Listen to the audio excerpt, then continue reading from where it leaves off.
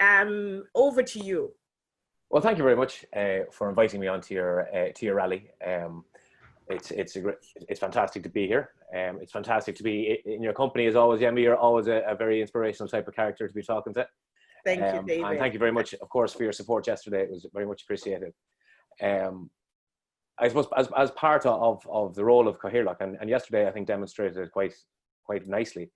We had a large degree of discussion and consensus around the person that we chose to kind of to represent us at a local authority level as our Cathaoirleach or chairperson for the next year. And I think that demonstrates, I suppose, maybe the crux of what it is we really need to start doing.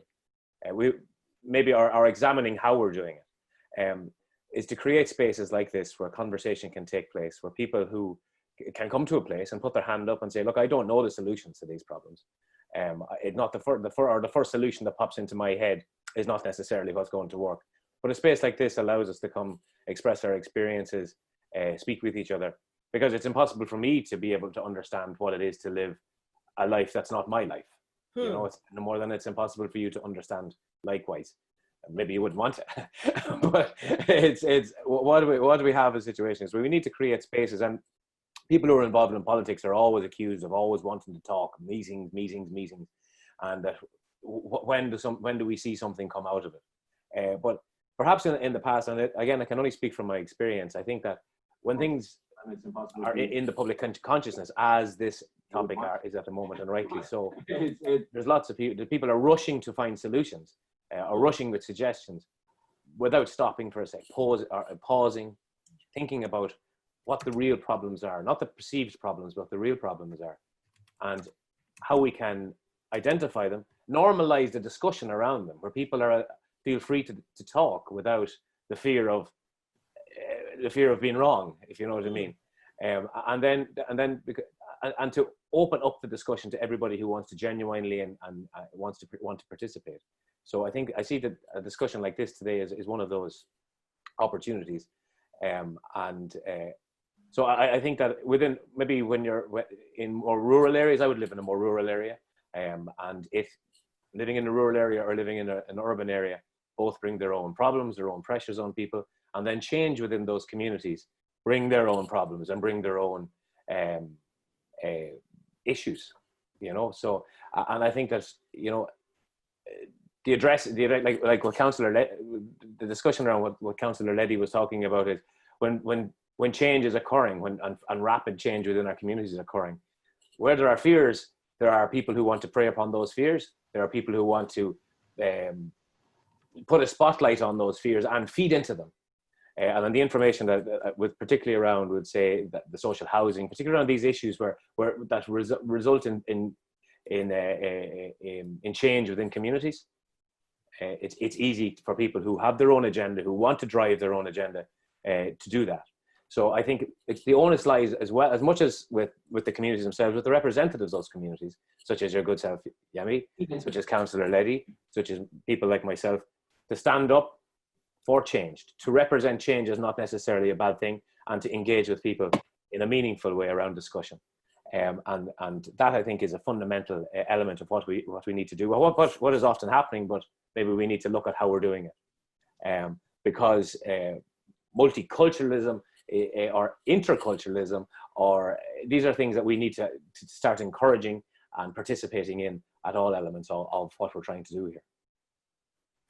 Thank you so much, David. Very profound words there. And I will be charging you, I am actually charging you here at this event as Cathaoirleach of Meath, the entire county of Meath, that you will be leading the way in some of these things that you've spoken about for Meath, helping the people of Meath better understand. And I'm sure, as you've seen, that there are other politicians here who will be doing the same as well, helping the people of the various counties and towns understand the power of multiculturalism, the power of diversity, and how to harness that. So David, are you up for that?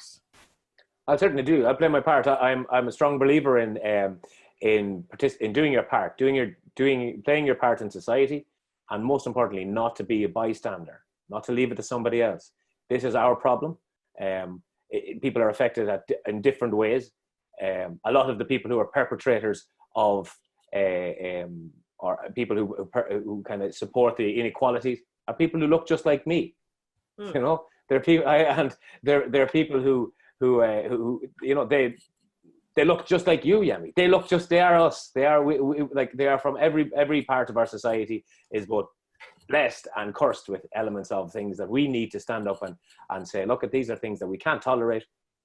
You know, I think that one of the best speakers I ever heard speaking was a man called Tommy Reichenstahl, who was a Holocaust survivor. And I was speaking. I was lucky to be at a talk he was giving here at our local secondary school, and he said the Holocaust didn't start with the gas chambers. The Holocaust started with whispers. You know, it started by people feeding into or doing nothing, you know, about these things. And I think that the language of 50 years ago is as real as the language of yesterday, and it's the language of tomorrow. We who believe a thing, who feel that society should be fair, should be equal, and equitable. You know, people should have the opportunities to participate, and we who are people who can influence those opportunities, we have a role to play here. Thank you very much, David. Thank you for your kind words, and thank you for those profound commitments by yourself. And Meath, the people of Meath then will be looking up to you for that.